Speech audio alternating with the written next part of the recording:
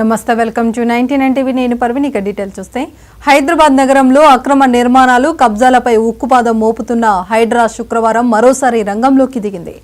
నగరంలోని మణికొండలో ఉన్న నెక్నాపురం చెరువులో అక్రమ నిర్మాణాలను అధికారులు నేలమట్టం చేస్తుంది.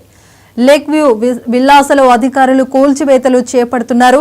స్థానికులు చెరువు కబ్జాకు పాల్పడి అక్రమంగా నిర్మాణాలు చేపట్టారని నిర్ధారణ కావడంతో కూల్చివేతకు హైడ్రా చీఫ్ రంగనాథ్ నిర్ణయించారు.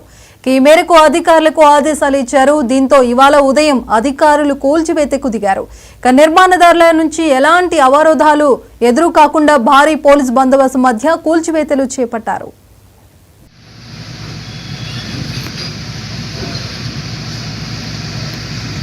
కాగా నగరంలోని చెరువులు ప్రభుత్వ భూముల ఆక్రమణలపై హైడ్రా ఉక్కుపాదం మోపుతూ కబ్జాకోరుల గుండెల్లో రైలు పరిగెత్తిస్తున్న విషయం తెలిసిందే. ఈ చర్యలను మరింత విస్తృతంగా పకడ్బందీగా చేపట్టేందుకు పటిష్టమైన చర్యలు కూడా తీసుకుంటుంది.